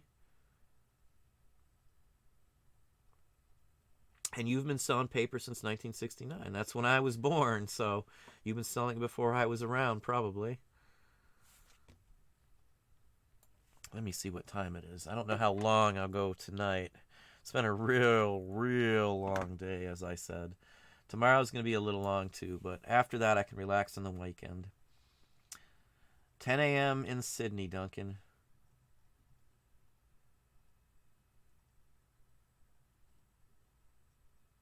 Elvis grew up. We've been in the area, the Delta area and stuff like that, Ivan. Elvis grew up in small town Mississippi, and a lot of it is old soul rhythm and blues is where he took it from. He does it very well. I'm not saying it was originally his, but he grew up on it. He was singing when he was a little kid, so I don't think I don't know if you could say he stole it because he made the songs his songs. I know he didn't write any songs at all, if I'm not mistaken. I don't think Elvis wrote a single song at all, if I'm correct on that. So yeah, and most people do that too, but he did them well. There's some songs of his that I really, really like. Paul Tidwell. I have a 16mm demo reel of animated commercials from the 60s. Yeah, I don't go out and buy any things like that usually. If I buy something, I'm buying it in huge, big bulk. So, no offense whatsoever. If you want to get rid of it, I would recommend selling it on eBay. Commercials on 16mm film still will sell very well. If you can't figure out how to get a picture, you can literally unroll the film. Even with a decent camera, you can actually get a good shot of it, holding it up to, put a piece of white paper behind it, hold it up to the light. You'll have to zoom in and enlarge your image once you take it, but that's a good way to get shots of what's on the film without a projector. I did that before we had projectors. Lisa Marie Voss. Yeah, I would have liked to have gone, honestly, but, I was too young to even think about stuff like that. Yeah, Band of Brothers. I used to have it on DVD, but we've got Prime and it's on Amazon, so it's for free. I had the hard shell metal case of it, but it was still going for $50. So we bought it, I watched it, and then we turned around and resold it, and I think I made money on it, even if I'm not mistaken. Yeah, Sinatra did very well in Von Ryan's Express. I do have to say that's a really good movie if you haven't seen it. Um, I watched all these as a kid. I've watched Von Ryan's Express with my youngest son. I've watched the Great Escape. Steve McQueen is the bomb, and if you know what the Great Escape is, if you've been around a little bit, when he's jumping the motorcycle over those fences, that's Steve McQueen himself jumping those fences. You're talking, 5, 10 foot tall barbed wire areas that he jumped on his own motorcycle. Steve McQueen was the original motorcycle, pardon me, badass in those days, and he did those stunts. Steve McQueen was a speed freak, not the drug, but speed in a vehicle, which I admire. And, that's one of my favorite, top 10 war movies, I guess you could say, The Great Escape. So Von Ryan's right up there. I mean, there's some good ones. Guns of Navarone, one of Harrison Ford's earlier movies, too. Force 10 from Navarone. I've seen all those, the War Eagles Dare. And if there's a war movie, I collect LPs, the soundtrack LPs from war movies, and those are some of the ones that I actually own. So one of these days we'll have a rec room or something just for artwork. I'll have those up on the wall. But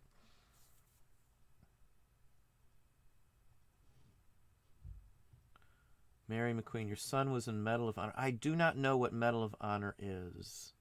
I'm assuming it's a series. I don't know. I might take a look just because you said that, but I don't watch any of the Amazon, Netflix, or any of the movies made by any of those things. As we've watched a few in the past, and I was never a big fan on that style. I guess I might take a chance just because of the subject, but we don't watch. I don't watch many TV shows at all. I mean, I don't even. I'm trying to think of what. I mean, we watch like Rick and Morty or something like that, maybe, but Hell's Kitchen occasionally. I watch The Challenge.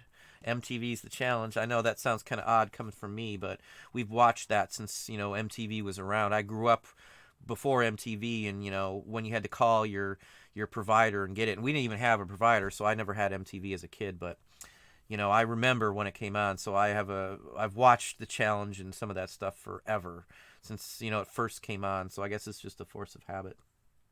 It's just something to watch, I guess. It's not educational. It's just something to relax on and laugh at, I guess. Oh, my thing just disappeared again. Hang on. Let me figure out where my feed just went.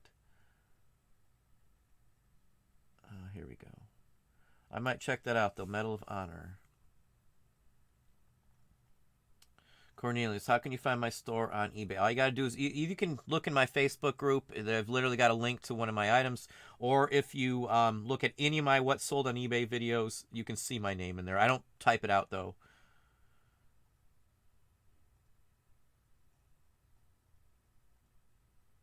Let's see. Lisa Marie Voss. Oh, that's cool. You saw Elvis. Yeah, I wouldn't mind again. I wouldn't mind. And his scarf would have been neat, too.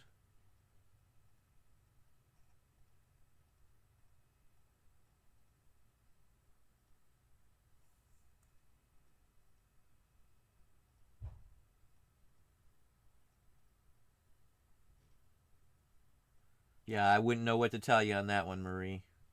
Maria, pardon me.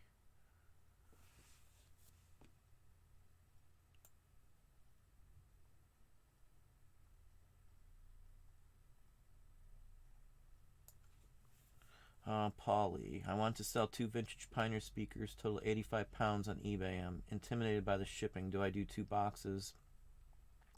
I think the limit's only 70 pounds on a box from the post office. You could always do it via UPS or airborne or something along that line. I do ship heavier items. The very rare occasions I do it, not through the post office. I have a UPS business, full-fledged business account. I have an airborne account, a FedEx account. You need to have those, I guess, if you do the kind of stuff we do. But we do other stuff than just eBay and have sometimes pallets and all kinds of other stuff shipped too. I do work with the trucking company occasionally also. I would look into other forms. Don't worry about using the post office. You might even get a better rate using FedEx or UPS would be my first choice on those. Hey, Roughwood Thrifter, how are you doing? Well, thank you, Maria. Cornelius, 2 boxes and foam ship FedEx. Yeah, you could do them 2 boxes. Doesn't matter. I would probably ship them together, truthfully, because I could just put a board between the faces of them and I'd build a box around them. But that's just me. There's no right or wrong way. It's just what works for you. So no criticism at all. Carl, thanks, Don. Going back to old photos. If there's a family name, would you make a single advert hoping for the eventual family to find it by last name? You could put the last name in the title. I don't think that would be wrong at all. In some cases, I'll do it only if it's a business, though. I don't usually do it on individual family photos. But again, I don't usually sell, just individual family photos like that. If you got a big lot and they're all from the same family, I would definitely put that in the title. I'd put the family last name and the state, like PA if it's Pennsylvania or something. And that would leave it at that for descriptiveness. You might get lucky and get somebody doing a genealogy or something like that, because there's a few folks who follow this channel who do genealogies, and a lot of the material that we sell would be in good need from a genealogist as well too. So got somebody here, so our dogs are going nuts. So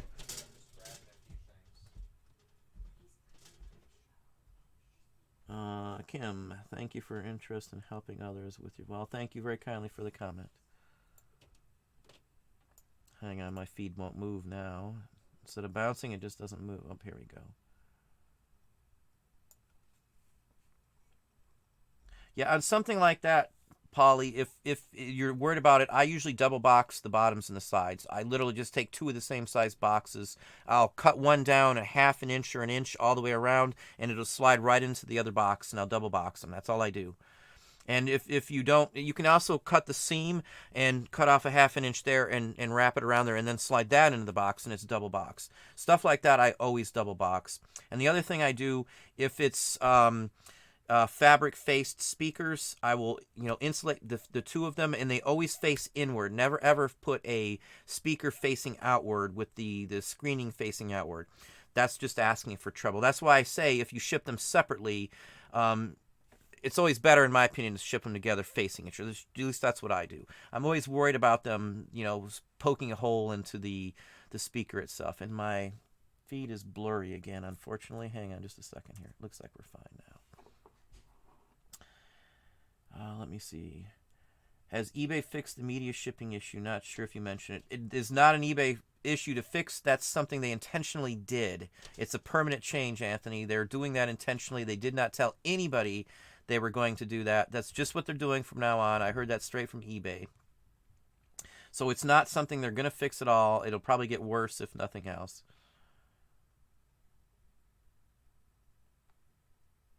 Yeah, Annie's saying it too. Hey, Annie, how are you doing?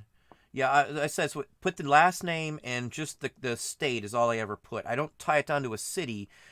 Because sometimes if they're looking for something with their last name and you have a specific city, they'll think, well, my family's not from there. But if you just put the state, you probably have a better chance in selling it. I limit some information that way.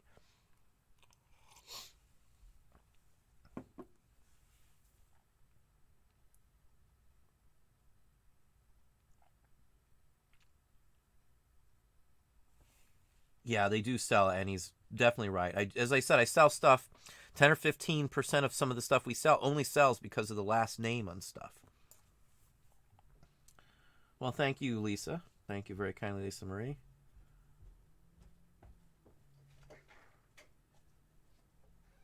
Well, happy birthday to you as well, Carl. Jim Lamb, well, thank you very kindly.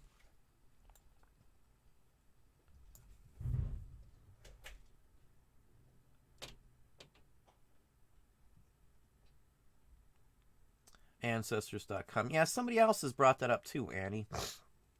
I don't know if that would violate some of their rules is the only reason I haven't looked into that a little bit. Because, again, I sell, at least 10% of items that we sell in certain categories are only sold to family members or people with the same last name. I don't pry on everyone, but I've asked questions and like an unofficial survey of people in the past who've bought from us. So, Flip It For Real, how are you doing? And thank you as well.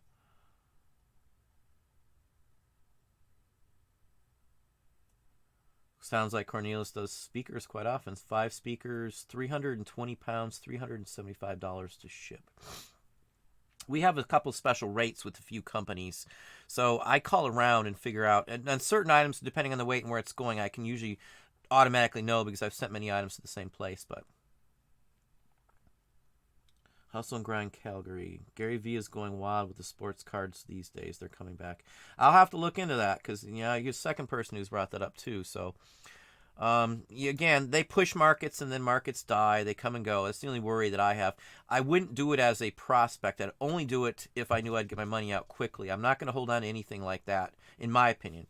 Because what happened with the comic ball cards when Topps did that, people were holding on to it thinking it's going to go good, and then they literally just dumped the market with abundance of property. Turned out it wasn't limited, and all these other stuff.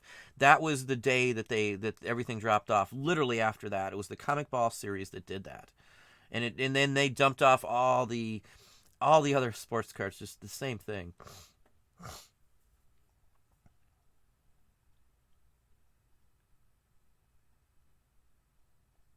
Yeah, I would pack them yourself. Don't ever pay somebody to pack. You're going to spend a fortune on them packing it. Hey, Linda, how are you doing? Well, I do hope for you. Hope the best for you. I talked about stuff like this, and I'm not trying to belittle any situation here at all. For like Linda here has an issue where she could lose her inventory.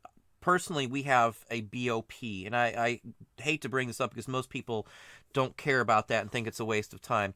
If something like that happened to us, every single dime of stuff I have in here would be covered by my insurance. A BOP is a business owner's policy, and it covers my business from theft, natural disaster, floods, anything that happens to my inventory, my equipment, my shelves, electronics. Everything is covered, not just here, but the outbuildings and everything else are covered. Anywhere I store is covered under my business owner's policy, even if they're at different locations. You pay for it, of course, but if something happens, I'm covered. So I hope, if you don't have insurance, I cover stuff. Most of my stuff is in bins if it's listed with lids and stuff. So if something does happen, I can just pull it out if I need to. And another thing I do, everything is 6 inches off the floor. So if where we're at does flood or something happens, I've got some leeway with space. I worked in food, so it has to be so many inches off the ground. I've just went with that philosophy. The shelves are similar to the restaurant storage shelf, so that's what I do. We get storms. In fact, it was raining and pouring just a little while ago here even. Well, good to hear, Michelle. I was going to say, some things I kept and some things I didn't for my father even.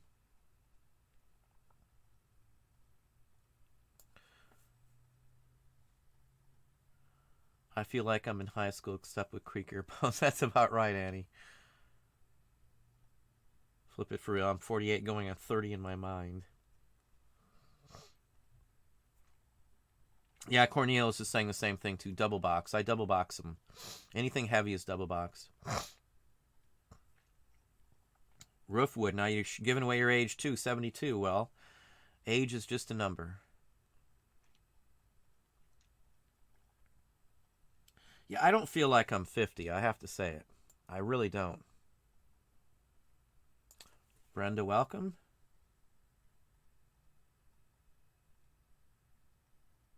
Louis Luna, I've been selling vintage photographs thanks to your channel. Got a bit over 1,000 photographs and old newspapers and other stuff for $25 at a yard sale.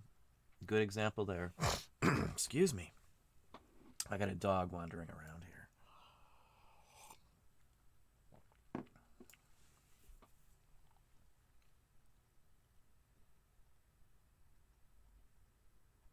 Yeah, no exit escape. I'll misspell words occasionally. I gave up going back and trying to correct it. When you're typing really quick and I don't pay attention sometimes, yeah. I took typing in high school and I type so much these days that I'm just bzz.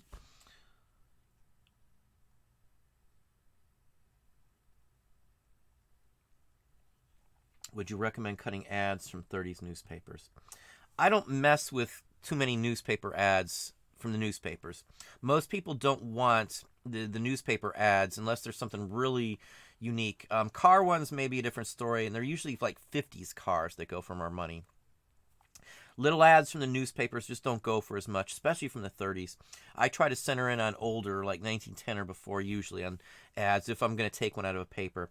If the paper's yellow too, I wouldn't mess with the print ad with yellow paper because they're too brittle and they won't last. You could have it damaged just shipping it to somebody. Yeah, there's a what's it called? The Grammar Nazi. If you ever see that here on, I think it's Funny or Die. My wife's a big one on grammar and punctuation and such forth. She's awesome at it. So I mean, she usually looked over some of my college papers and stuff before to help proofread them before we submitted them, especially my thesis and project for my master's degree. She went over everything several times. Let's see here. And hopefully, Lewis, that answers your question there, too. Oh, hang on. My feed just disappeared. Carl, can you give some advice about selling Christmas ornaments, just as when to sell by the box versus individual? If they're not worth selling individually, I bunch them up. That's plain and simple. I don't care what kind they are. I price them all out individually. Whatever can't be priced and sold individually just gets lumped in a big sum. I try to keep Christmas ornaments likes. So if I've got a bunch of Shiny Brights or something along that line, or Shiny Bright indents with mica or something, I'm going to first try and sell each one that can be sold separately, and then if not, I'll sell like lots of 6 or 8, especially if they're like matching colors. Like 40s pink iridescent Shiny Brights always go well. The purple ones go well. And sometimes, too, like the vintage ones, too, you can market them to other folks besides Christmas folks, like Mardi Gras colors. The gold ones in purple and green we usually put in a lot and put Mardi Gras on the title, and they always sell the vintage ones because people will make Mardi Gras wreaths for their door. My wife's family's from the coast. I've been to Mardi Gras several times. Been to New Orleans many times, stayed in the French Quarter, Cafe Du Mas, the whole works. We do the whole works. Canal Street, everything we've done down there. I do target things for other events like that. You can sell Christmas lights in certain colors, obviously. Same thing, same philosophy with Mardi Gras lights. Pick out your colors wisely.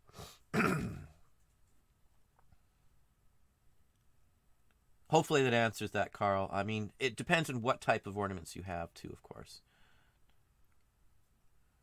Niker Matt Camera, how are you doing? And thank you. Was that a we were talking about? You've got well. I'm not sure if that's what you are referring to. Sorry, I put on a World War II panoramic troop picture with Tony Bennett in it. If it's a 3-foot photo, I just talked about those. If it's 36 inches, those always sell. If you're sure it's Tony Bennett, like if it's at a USO and it's a 36-inch photo, something like that, I'd probably put about 125 in all honesty. An average 36-inch panoramic photo, I usually get $50 or more for almost any one of those. Tony Bennett in it, I'd probably double it, as I said, 125. If there's like tanks or it's on the deck of a ship or something, it can add to the value as well, too. But I've never sold a 3-foot panoramic photo for less than $57.50. I just covered that actually on with Dom on Tuesday's show. Carl, big fan of Criterion Collection, older films, black and white, art films, and so on. I don't mind some of them. There's some black and white films that do very well. And even like Clerks is a new black and white movie, which was actually pretty good for that type. Yeah, and Annie's commenting on the newspaper as well. Thank you, Annie. Very true. As I was saying, it has to be something really unique. I almost always sell the comics, though, even if they're daily, black and white dailies out of the daily newspapers. If you get enough of the same ones, 40 or 50 of all, like Popeye or Superman or something, you can sell them instantly.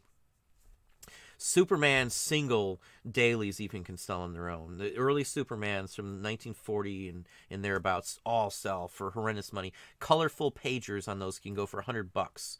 Newspaper comics we've sold for years and years and years. I used to get 50, $60 for the original 20s and 30s Buck Rogers half pagers or full pagers. We get 1 to 125.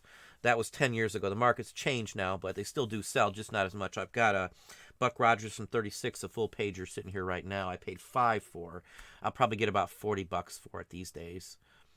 Depends on the content and the actual comic too, of course. Hustle and grind, Calgary. I cut my cable a few months ago. Best thing we cut our cable more than 20 years ago. We have not had. My kids have never had TV, satellite, or cable.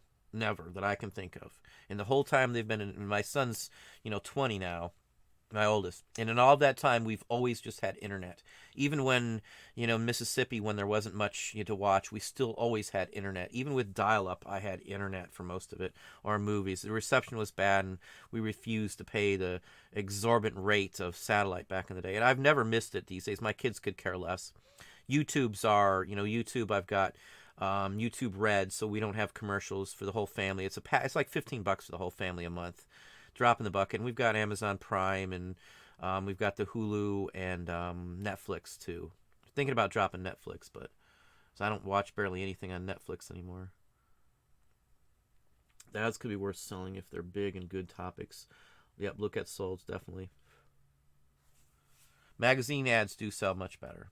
The quality of paper is different too, and that helps out also. Yeah, if it's an ad from the 19th century and it has a date, those are usually good. An 1880 or before date's the best. 1860s is the best. I picked up some 1860s Reward of Merits yesterday, and I wish I would have brought them down here. It's probably the oldest Reward of Merit cards I've ever gotten in a big bunch like that. I got like 50 1860s Reward of Merit cards. Reward of Merit cards, newer ones like from the 1870s and 80s, don't sell as super high, but 1860s ones I can maybe get 15 or 20 bucks a piece, and I got 50 of them. I only paid 25 for the whole lot, so I'm not worried at all. One of those will get me all my money back. Yeah, 30s and through 50s is fairly new for stuff like that.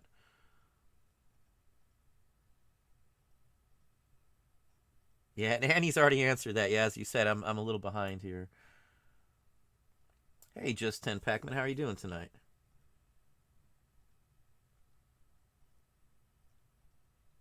Pre us getting into the war, it would have to be something interesting like Hitler on the cover or something, or Mussolini, or the Auschwitz, or what is it called? The I forgot when they annexed Austria and stuff like that might cover or carry some value. They're going to be long tail no matter what if they're war issues. I let them run. I just put them up. If it takes a year to sell a newspaper for 30 or 40 bucks, I don't mind. It doesn't bother me at all. Thank you, Nancy. Ben to Cleveland sourcing also. Yeah, Criterion are good movies, as we say here. Shiny Brights sell good in lots. I can tell you, though, if you got a big lot of Shiny Brights, your hardest thing is going to be wrapping them. I wrap each individual Shiny Bright separately when I sell them, even if there's 60 in the lot. So add 15 minutes to your time to wrap those all up. But I've never had one broken. Again, I wrap every single one up individually, no matter how big the lot is.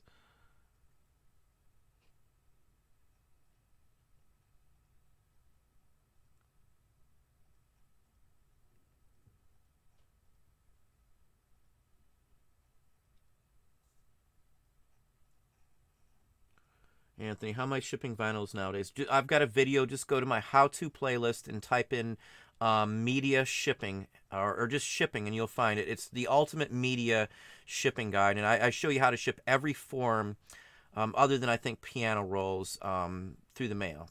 Step by step, I list the size of the box you need, everything you need to ship records.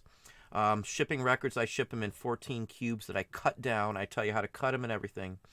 I have never had anybody who's used those methods ever have an issue. In fact, there's somebody in here saying that they used the same method and hadn't had an issue and got great feedback from it. I ship overboard. I make sure there's no problems on records, especially. 78s are made out of shellac, and they're like china. They're probably more fragile than any china that you will run across.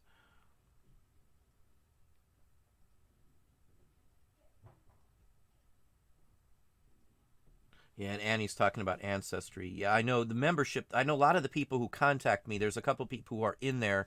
In fact, I've sold a couple pieces to someone who is doing a genealogy. Well, the wife sold them to someone who was doing a genealogy not too long ago. I think it was on one of these sites, and they were going to post them somewhere. I don't care what they do with them once they buy them. So we're going to cut it off here in just a few minutes. If you haven't hit the like button, please hit the like button for me. If you got anything else or any comments, you're welcome to leave them below the video here as well. You know, I've got a bunch of comments and I didn't even get to them. We've been looking at the feed here, and that's pretty much where I've stuck. Well, thank you, Michelle. Glad to have you on.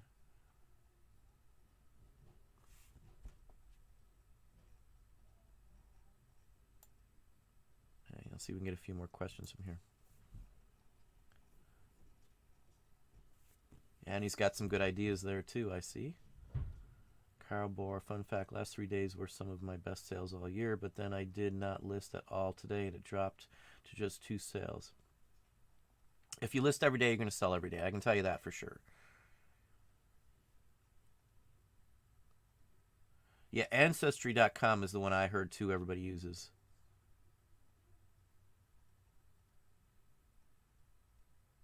Yeah, as Duncan says too, we do sell. It's 10 or 15%. I can't stress that enough. Of everything that we sell in the paper category goes to somebody with the last name of the item.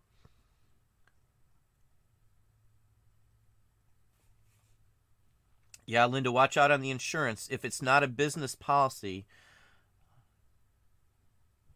they may not cover your business, even if it's through like a renter's insurance. Look at the clauses in there. We went around about with this before because we had a homeowner's policy, but it specifically would not cover anything that was considered business in the premises if it was used as a business area. So we ran it about, it was just cheaper to get a BOP, and with it, it's got liability and all these other types of things that go with it too. Plus, if you're going to do wholesale, some of these companies won't do a bill of lading or 30-day pay without you having a BOP. So a BOP is necessary to get some of the best wholesale deals you can get. Like with a BOP, we can get merchandise shipped ahead of time and not have to pay for 30 days from the time I order it. So I could sell enough to pay for the shipment to us before it's even due the bill. And you can't do that without insurance and, all that kind of stuff too. They're going to ask for legal documents, and who you are, if you're under a DBA, if you got an S Corp, you're going to probably have to produce some documents and fill out some forms for some of the wholesalers if you want to do that sort of thing. That's the best way to do it. Do purchases on, it's not really credit, but it's 30-day net pay.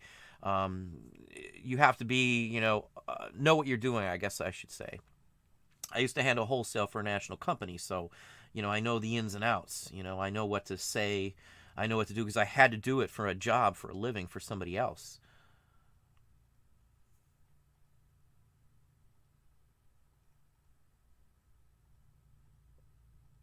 That's very interesting. I got a letter the other day, and a bunch of letters, and I was reading through it and didn't think much of it, and it turns out it was sent from a prisoner of war during World War II. It was a pilot who was shot down, and he goes into this huge story. I've pulled it out since, and one of the kids was translating it. Well, not translating it, typing it up. So I'm paying him to do that so that I can list what it says in the listing. A prisoner of war letter can go for some good money with the content that's in it. So just FYI. I think we're going to have to cut it off here in just a second. We're well past the time, in fact. Hang on just a second here. Hang on. Yeah, we're going to have to cut it off in just a minute here. Let me get down to Lewis. One more question here, and I think we'll cut it off. For vintage photos, I've been putting them on auction, starting them at $9.99, and then they are 3x5 by 3x5 each. and it cost me around 50 cents a dollar to ship. Is that fair, or should I price higher? I don't do auctions on stuff like that. You're going to give them away at $9.99, in my opinion, if it's a good photo.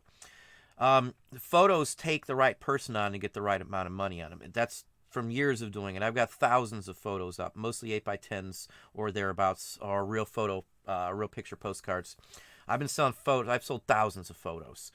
The best way, I price almost every photo at $57.50 unless I know it's worth more than that, and just do it as a BO, best offer. If you auction them off and there's nobody else trying to challenge the bid of the first bidder, you're going to sell it for only $9.99.